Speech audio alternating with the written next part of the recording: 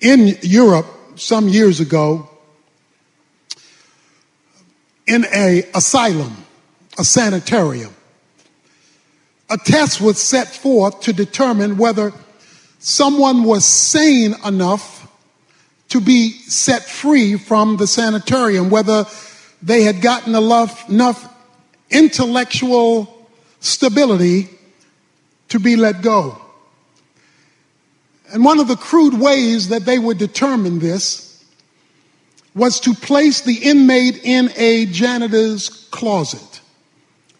They would turn the water on and put a stopper in the sink. Let the water fill up the sink and run over. They would give the inmate a mop.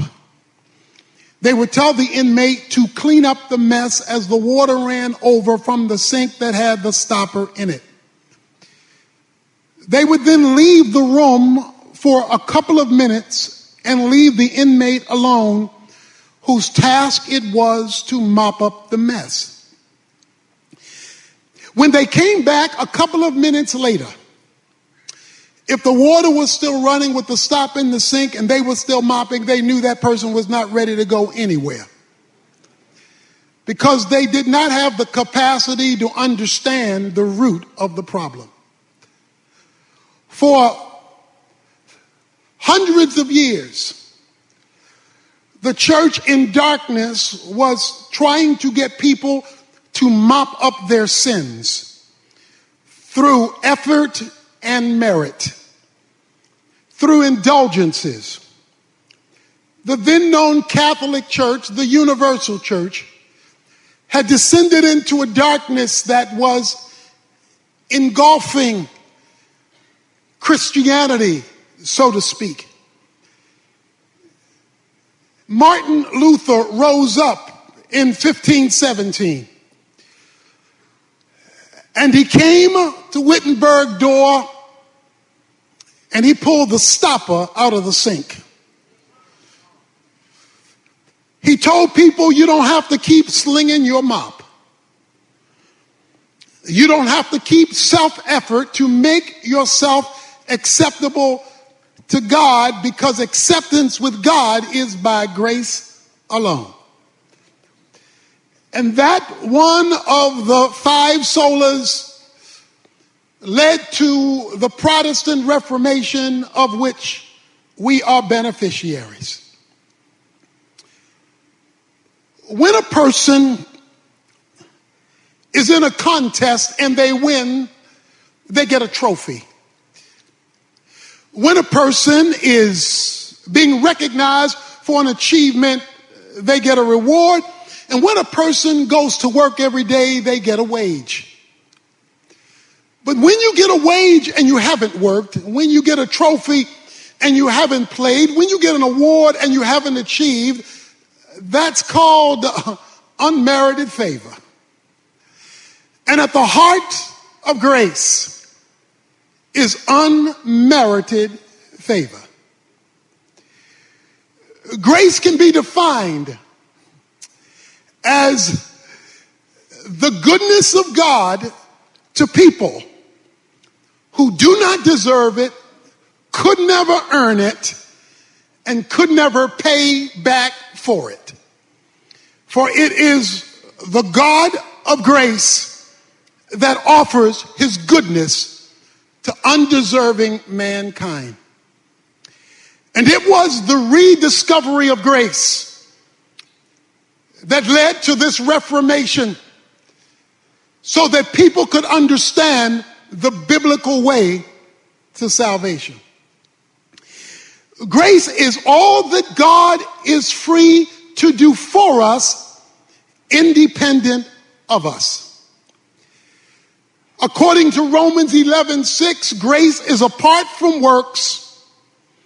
For if it is of works, Paul says, it cannot be any longer of grace. And so what was reignited in the Protestant Reformation was an understanding that salvation cannot be earned, bought, paid for, or merited. To appreciate grace and to understand it, we have to understand the backdrop of our need for it, which will lead to the implications of it. A man came to a doctor one day to get the results of his test. The doctor said, I have some bad news for you, and then I've got some really bad news for you. Which do you want first? He said, well, what's the bad news? The bad news is I've examined your test, and you only have 24 hours to live. He said, well, that's the bad news? Yeah, that's the bad news. He said, then what's the really bad news? He said, I forgot to tell you yesterday. The need for grace comes up against some bad news and some really bad news. Paul says in Ephesians chapter 2 that you were dead in your trespasses and in your sins. That the human race was spiritually separated from God. And that was really bad news. He goes on to say in those opening verses that the world, the flesh, and the devil had teamed up to condemn the human race to a virus called sin for which it could not heal itself. That no amount of human effort, no matter how well-intentioned, could solve the problem of sin in the human race. The Bible declares that all have sinned and fallen short of the glory of God. And he calls that spiritual death. Now, granted, we do that at different levels of decomposition. In the coroner's report, some are really dead.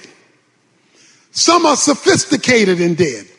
Some are rich and dead. Some are poor and dead. Some are black and dead. Some are white and dead, but all are equally dead, separated from the life of God. You know, in days gone by, funerals were very crude. People would die, and then they would be put in wooden boxes, and after put in wooden boxes, they would be put in horse-drawn carriages. They would be taken to the cemetery, and then this wooden box would be laid in a grave, dug by hands and shovel with ropes wrapped around the top and wrapped around the bottom to lower them in. But when you die today, you die in style. There isn't a wooden box, there's a bronze casket. There's not a horse-drawn carriage. There is not only a limousine, but a fleet of a limousine led by two motorcyclists out in front. You've always wanted to stop traffic. You get to stop traffic that day and go through red lights. You find yourself at the internment, not with ropes around the casket, but being lowered down by a nickel-plated machine. But I'm here to tell you, whether it's a horse-drawn carriage or a limousine, whether it's a wooden coffin or a bronze one, dead is still dead.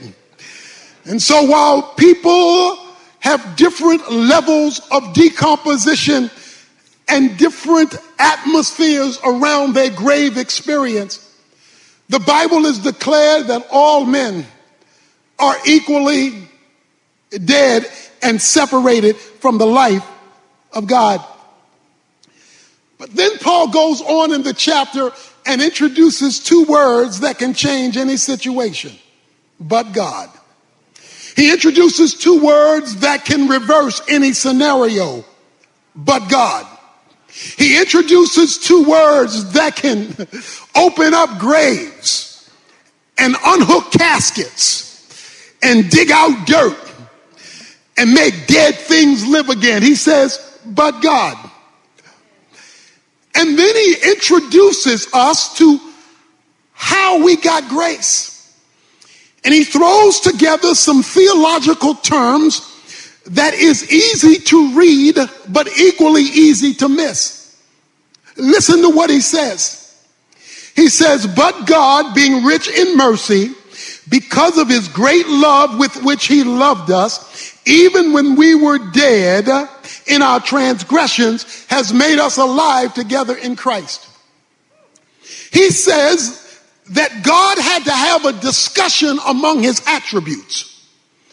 that he had to get together with himself, by himself, about himself. He says on one side there was the wrath of God, because he says in verse 3, we were children of wrath. Because God's perfection and his justice demands his wrath, because he cannot negotiate with sin, skip sin, flip sin, ignore sin. He must react to sin, because that's just the way he is. His just, perfect righteousness must react to that which is contrary to his nature. He cannot act like wrath is not part of his nature. But on the other side of his character, according to verse 4, was because of the great love with which he loved us and the mercy he wanted to extend to us. So on one side is justice and wrath, and on the other side is love and mercy. The biblical definition of love is the compassionate and responsible care for the well-being of somebody else. The biblical definition of mercy is not giving what a person deserves. So now we have a conflict of attributes. We've got wrath and justice, which must be mediated out. And we've got love and mercy, which is desired to be expressed. How can the desire to express love and mercy deal with the reality that justice and wrath must be executed? Therefore, God had to come up with a plan for his attributes to get along. He had to come up with a plan for justice and mercy to be okay, while simultaneously it being okay for love and mercy to be expressed. Since he could not look to his creation in order to resolve the problem, because the creation was the problem, he had to come up with an answer to address the conflict within the attributes, given the sinfulness of man combined with the desire of God expressing his love. And so he came up with a plan to resolve the problem in himself, by himself, for himself, to benefit mankind who could not help themselves because they were stuck in a graveyard. So when the four attributes got together and began to have a meeting, the God of the Bible came up with a plan, and that plan ignited another attribute called grace. When wrath and justice met love and mercy, creating a plan of redemption, expressing itself in the unmerited favor of God, God came up with a plan. That plan is no more greatly illustrated than when a young lady was driving down the highway and she was going 75 miles an hour in a 55 mile an hour speed zone. She was going 75 miles an hour many years ago in a southern town, and the policeman pulled her over. When the policeman pulled her over, he said, "Young lady, you going 75 miles an hour in a 55 mile an hour speed zone, and I've got to give you a ticket, but in this small town, it's the weekend, you're passing through, so I've got to take you to the court right now because you've got to pay the price." He took her to the courtroom, and when he took her to this single courtroom, the judge came in and he said, "Young lady, you've been found guilty of going 75 miles an hour in a 55 mile an hour speed zone. So we're going to have to fine you $100. She protested, "But Your Honor, I don't have $100. He says, "Well, I can't change the law. You owe $100, or you can spend the weekend in jail." She broke out in tears and said, "But I don't have $100, and I don't want to spend the weekend in jail. Have mercy on me." As the judge looked down at her cry for mercy, he did something that astounded the bailiff and the policeman who brought her in. He pushed back his chair from behind the podium. He zipped down his robe. He left the bench. He walked and picked up his jacket, walked beside the young lady, reached in his pocket, took out $100 bill and put it on the bench, unhooked his jacket, went back up and picked up his robe, zipped up his robe, went back to the bench, picked up the gavel. Young lady, you've been found guilty of going 75 miles an hour in a 55 mile an hour speed zone. The law says you must pay the penalty of $100 or spend the weekend in jail. Oh, but I see somebody else has paid the price. God, to satisfy the dynamics of his nature, came up with a plan where he left heaven's independent use of deity, put on a jacket of humanity, entered into time and space, died on the cross as a propitiation for the sins of mankind, rose from the dead, demonstrating that the payment for sin, tetelestai, had been received, and there was a receipt given an empty grave, demonstrating that salvation was provided to everybody in court who comes to the judge and says, I want mercy from the bench based on the sacrifice of Jesus Christ. But God came up with a plan to provide in grace salvation for all. It reminds me of the two preachers who were going south, and they went to this small southern town. One was from the north, and he didn't know how the south worked. And he sat down and they ordered breakfast. The lady came, the waitress came out, and she had on the plate eggs, bacon, but then she had this white gooey stuff. He said, what's that white gooey stuff? He said, that's called grits. He said, well, wait a minute. I didn't ask for grits. And I'm not going to pay for grits. She said, I don't think you understand. You in the South, you don't have to ask for grits. You don't have to pay for grits. You just get grits. It's just the nature of what we do. The beautiful thing about God's grace is the Bible says it is made available to all men because he just gives it away and gives it away and offers it at no charge. In fact, if you offer to pay for it, your payment will be rejected, because once it's of grace, it can no longer be of works. And so he says, but God, being rich in mercy, was willing to make salvation available to all who come to Christ for it. Now, we're all here evangelicals. We all agree with salvation by grace. But when Paul wrote Ephesians 2, he was talking to people already saved. He was talking to people already on their way to heaven. Why is he talking to them about a grace that they had already received? Because Paul understood that what often happens in the life of believers is they start out with grace but then revert back to law. They start out with God's unmerited favor, but then they revert back to meriting something that cannot be merited. The Bible is clear that not only are we saved by grace, but we are sanctified by grace. That it is the grace of God that changes us after the grace of God has redeemed us. Many of our grandparents used a washing board to wash their clothes. They would scrub their clothes, and they would give all the human effort they had to get things clean. They would be tired and worn out, and the body would ache, not because they didn't want to be clean, but because there was so much work to make themselves clean, and then it could only be so clean because it was tied to their own human effort. But then through technology, there came a washing machine. And a washing machine forever changed how grandmother and her grandchildren got things clean.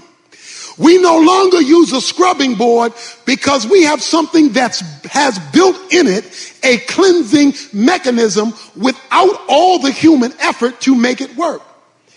What would you say to a grandmother for whom you purchased at no charge to her a washing machine, who still insisted on using a scrubbing board.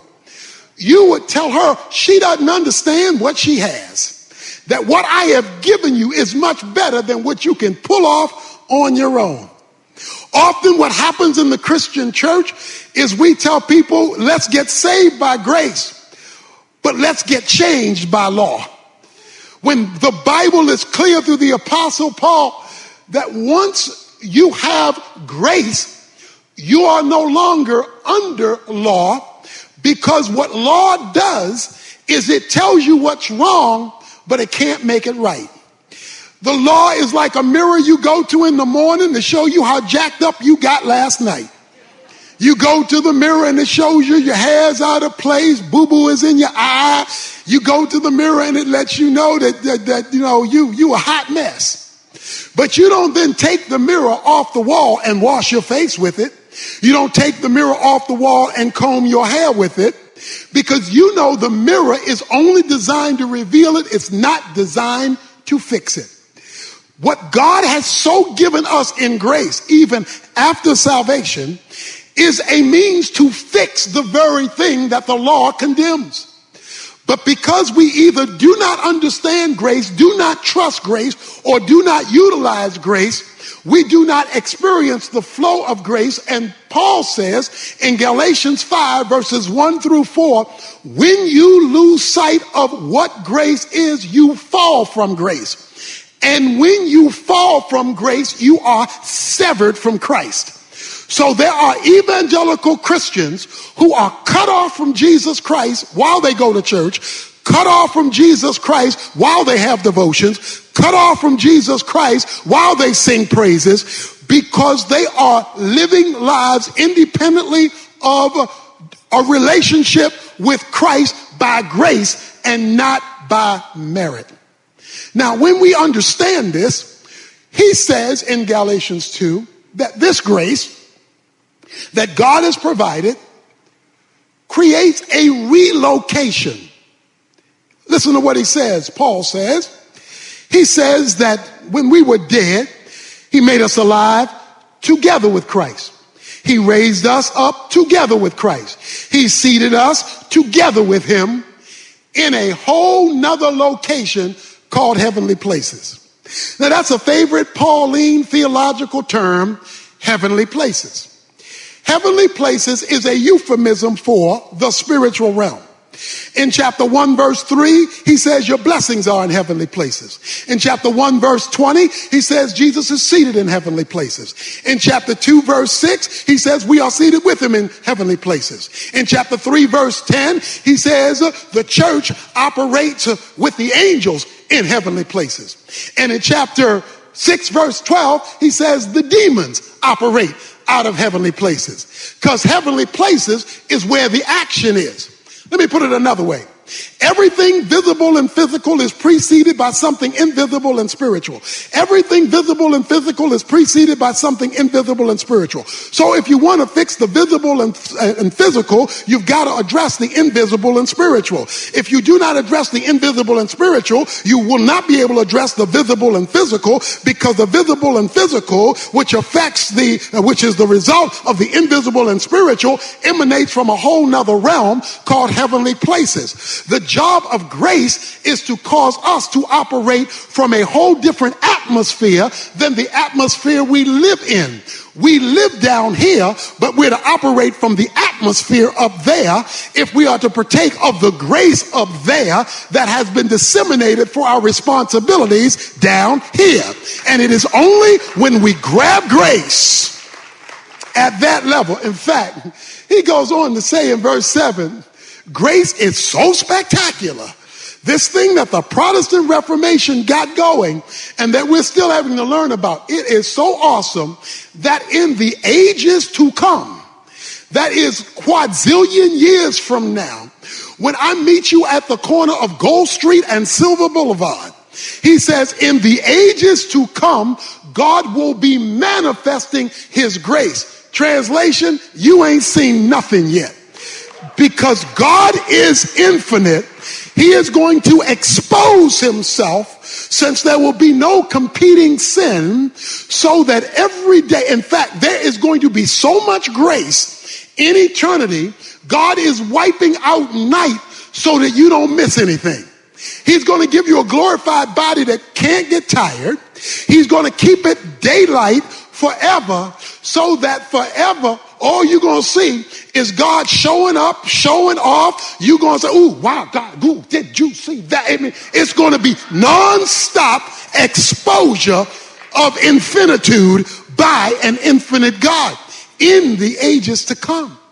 This is why he wants you to know, by grace, the famous verse 8 and 9, you have been saved. He says the Greek word for saved means to be delivered or rescued. He says all this is by grace. And it is by grace, and you are connected with him. You know, I've been the chaplain for the Cowboys, chaplain for the Mavericks. And when I do the Mavericks, they give me 4 tickets. They give me 4 tickets. I do the Maverick chapel. I tell some of the guys in church, I say, don't go on your own. You come with me. Because if you come with me, they charge you $15 a car to park. You don't have to pay to park because you're with me and I get a free parking pass. So you come with me. That saves each one of you $15 from parking. When you come with me, we're not going through the general public entrance. We have a private entrance. And we have a private entrance because I can go through that entrance. But if you're with me, you go through that entrance too. Not because of who you are, but because of who I am. When we go downstairs, there's a 4-course meal. You don't have to go buy food like everybody else because I eat for free, but you're with me. And since you're with me, you eat what I eat at no cost to you because you are with me. We can then go in and we watch the game. When the game is over and everybody else is in a hurry to leave, we're not rushing because we're not going the same way they're going. We going up a private ramp, to a private elevator, out a private door, to a private parking lot, and we will be halfway home before most people have gotten to their cars, and that whole evening will occur because you're with me. So if you just hang with me, the rights and privileges of benefits that accrue to me, I can share with you, not because of who you are, but because of who I am. Jesus says, by grace, you're with me. And the rights and privileges of grace gets transferred to you, not because of who you are, but because of who I am. And if we would ever learn this thing of grace, that he says it is with him. So the point is, to experience more of grace, you must experience more of him. If you're in trouble with the law, you need more than a law book, you need a lawyer. If you're in trouble with a doctor, you need more. If you are unhealthy and need a doctor, you need more than a medical book, you need a doctor. If you are being attacked by criminals, you don't just need a penal code, you need a policeman. In other words, you need the visible manifestation of the book. Whatever's in that book, you need a living person to make that material in the book come alive to you. That is why Titus chapter 2 verse 11 is so critical. For the grace of God has appeared to all, bringing salvation to all men. And then he goes into, we look to Jesus Christ because he is the dispenser of grace. That is why what Nick is talking about is so critical, because the more Jesus you have, the more grace you get. The less Jesus you have, the less grace you experience. So it is the relationship with a person that allows him to dispense the grace that he offers, which is his sufficiency for the life that he's called us to live. Grace is like Niagara Falls. It just keeps on rolling. Fish don't run out of water, animals don't run out of foliage, and we don't run out of oxygen because of the abundant supply. And since God has got enough grace for you, your life, your ministry, your program, and he doesn't run out of it, that relationship allows him to dispense not only what the Reformation called for, salvation by grace, but sanctification by grace, sustaining by grace, transformation by grace. It's all about the grace of God when we operate from heavenly places. Now that the introduction is over,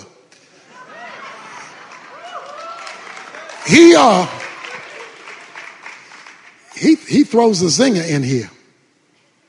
He's been talking for 9 verses about grace. He's used grace 3 times in Ephesians chapter 2. You're saved by grace.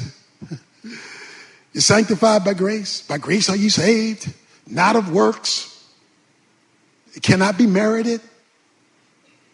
It's what God does for us, independent of us. That's the only definition of grace there is. The moment you add merit, it is no longer of grace. Then wait a minute. Then if that's true, what about my responsibility to work? He knew you were going to ask that question. So he comes in verse 10 and he keeps grace alive. He says in verse 10, for we are his workmanship, created in Christ Jesus for good works, which God prepared beforehand so that we would walk in them. You don't work to get grace because grace cannot be earned. Grace cannot be merited. There is nothing you can do to make God give you grace, for then you would merit it and no one should boast. But what you can do is respond to grace. Your work, my work, our ministry, your service, what you do should be a response to grace. It is not an effort to merit grace. It is our appreciation for the greatness of grace that has been freely given to us. And the more of that grace you experience because of the work that you do. Notice the phrase, we are his workmanship, because it's about him. And he created us, saved us for good works. In other words, as out of our salvation, there should be a response. And you don't even get to choose the work, because which he has created beforehand. So he was already ahead of you before you got the work that you were responsible to do, that we should do for him. It's all about him because it's all about grace. You know, I almost drowned when I was about 12 years old. I almost drowned in a swimming pool, but a friend named Donald reached in and pulled me out just in the nick of time. I got so shook up by that experience, I went on to become a lifeguard. I became a good lifeguard 50 years ago and 50 pounds ago. I became an excellent lifeguard, and then I graduated to be a water safety instructor, because a water safety instructor trains lifeguards how to lifeguard. You see, when I got delivered from drowning, I developed a passion to deliver other folk from drowning. So having been delivered myself, I became a lifeguard and a water safety instructor so I could give to others the very deliverance that I had experienced myself. You see, when you never forget where God brought you from, when you never forget where you were drowning in the graveyard of sin and death, you can't help but show appreciation by becoming a spiritual lifeguard and delivering others through good works. Not to earn grace, because grace cannot be earned, but to respond to grace, because grace is great when it is given. He says that this grace is God. You know, there's a movie, The Hanging Tree. The Hanging Tree with Gary Cooper. This is an old movie. Gary Cooper is a doctor, and he's in an old western town. And this young man gets shot. And Gary Cooper goes, and Gary Cooper works with him and takes out the bullet and saves the man's life. The young man said, "Doc, you saved my life. What can I do for you?" The doctor looked at him and said, "Well, I tell you what, you can be my assistant, and you can be my assistant for the rest of your life, because that's how long you would have been dead if I hadn't saved you." When you understand that God has saved you for eternity, it's okay to give him a few years of your life in history, giving him an appreciation for the magnificent grace of God. When you understand grace and you respond to grace, as grace, you get more grace for God to do more in you, through you, for you. But when you leave grace, even when you're doing ministry, you get cut off from grace, and then you are severed from Christ. And so you do not experience the availability of the grace that God has given. While you can never earn grace, you can always access it. Romans chapter 5, verse 2, we access this grace by faith. So you access it, but you never earn it. And then in the last section of the book, I want to throw you an uncomfortable comment for some of you. Because he doesn't leave the subject of grace. He throws in an adverb. After talking about what grace is, after discussing how grace works, the union we have with Jesus Christ, and the flow. You know, when I was a boy, the way we took baths in the inner city of Baltimore was the way we went swimming in the inner city of Baltimore was the fire hydrant. Every Saturday, the fire marshal would come and flush out the fire hydrant. We put on our bathing suits and we go swimming. And we just let the water run on us as we were playing in the fire hydrant. But something always bothered me. I went to my daddy. I said, Daddy, that 3-foot fire hydrant, how does that have all that water? He said, boy, that fire hydrant doesn't have any water. It's underneath. It's hooked up to the dam. And the dam provides, through a pipe under the ground, the water you're getting out of the hydrant. When he explained that to me, I understood that their flow from the dam, which was much bigger than what I needed for my swimming lesson. That's how grace is. There's more grace than you can ever flush through your life.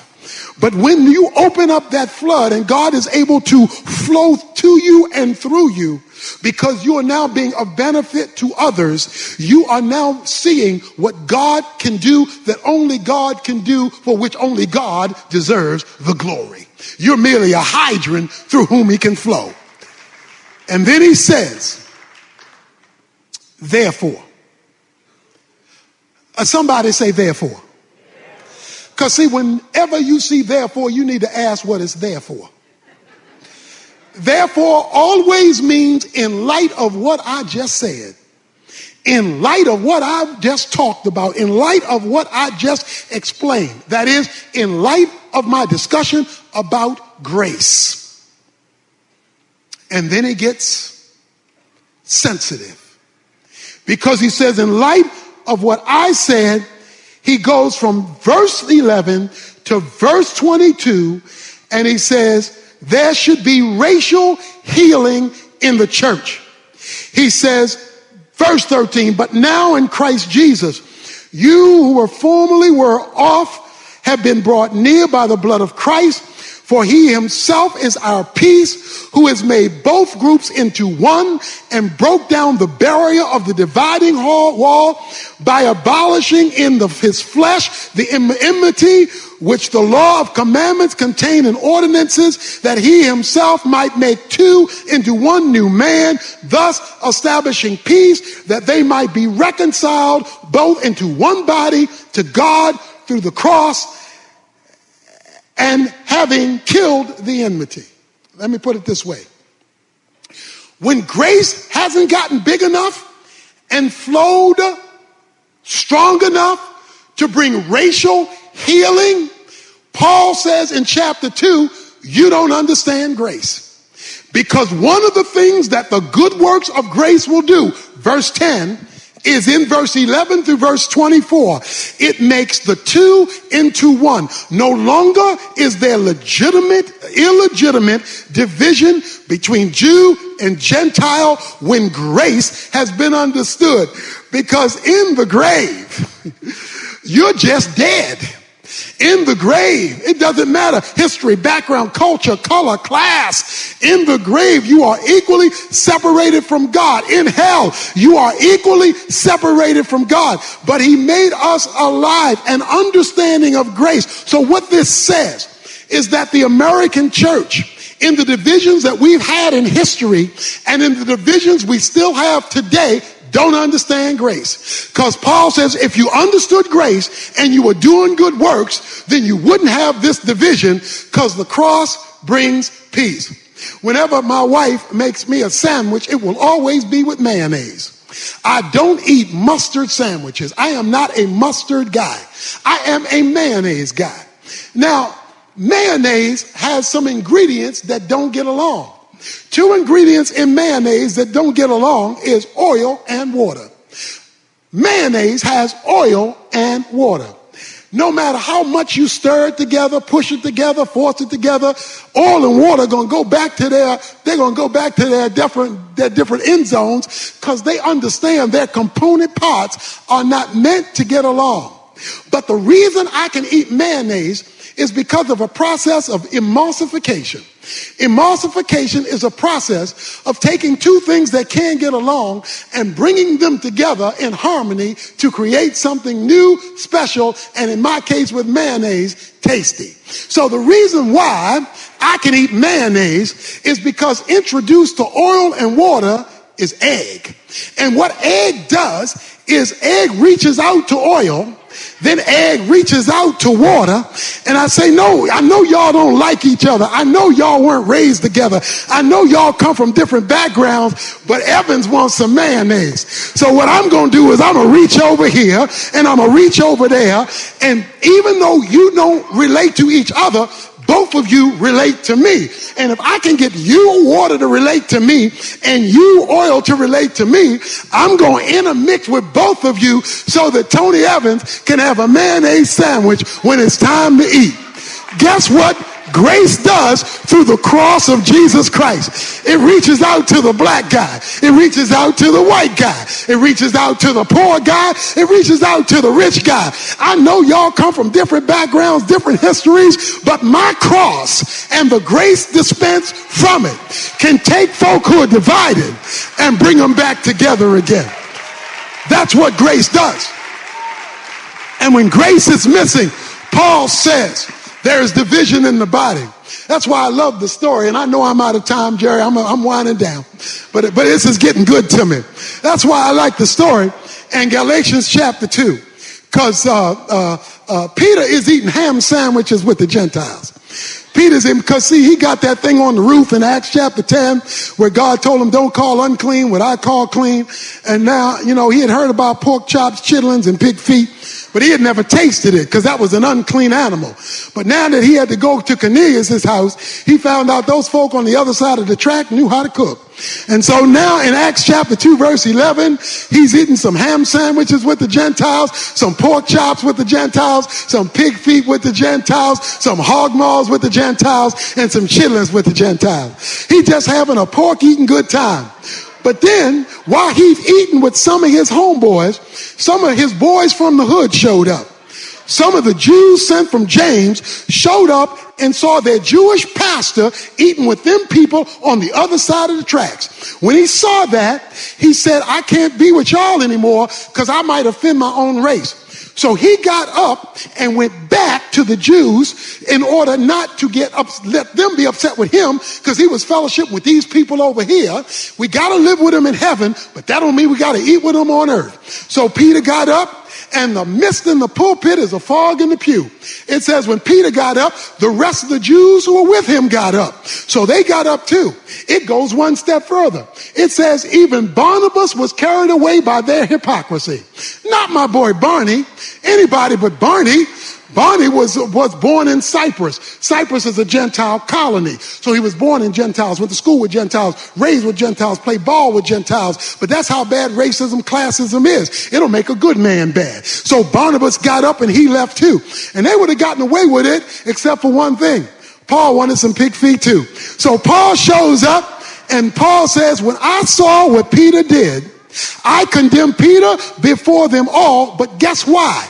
Not because of racial reconciliation, not because can't we all get along, not because of a seminar on race, not because of a holding unity candles. No, I condemned him because he was embarrassing the gospel. He was shaming the cross and he was abusing grace. And the greatest verse on your identity in Christ, I'm crucified with Christ, nevertheless I live, yet not I, it's Christ who lives in me. The life which I now live, I live by faith in the Son of God who loved me and gave himself for me. That famous verse comes at the end of this story. See, everybody quotes the verse, but they leave out the story that led Paul to say the verse. That verse is Paul talking to Peter and saying, you don't know who you are, you've forgotten who you are because you've missed the cross, and when you miss the cross, you've killed grace. And so when grace is at work, the unity of a church is in focus. Grace is a big deal. It's a saving deal, a justifying deal. It is a sanctifying deal. It will be a glorifying deal. It is also a unifying deal. And if we ever get grace right, and Jesus is free to flow, just free to flow. He doesn't have to hold back grace because a lady had a major scar on her face. Major scar. Ugly. Her daughter would never invite her to any things at her school. She wouldn't bring any friends over to the house. She wouldn't do any of that because she was ashamed of how ugly her mother looked with this horrific scar on her face. One day her mother came to her and said, "Darling, why won't you ever invite me to your school functions? You never bring your friends over here. When I ask to meet them, you never let me meet them. Why?" The daughter said, "Mama, I hate to say this, but it's your scar. It's your scar. That ugly scar. I'm so ashamed. I'm sorry I feel that way, but I can't get over the scar."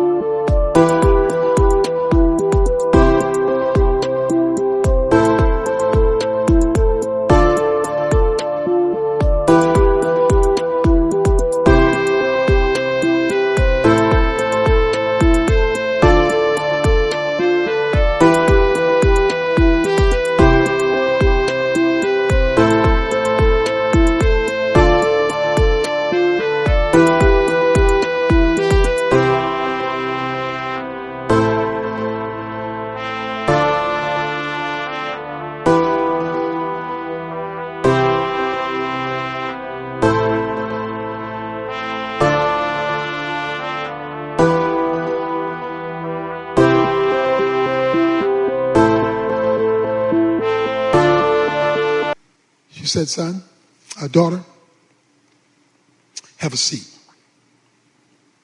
Sit down. Have a seat. Let me tell you about my scar. You were a baby in the crib. I was out hanging up clothes on the clothesline. I saw smoke coming up through the roof of the house.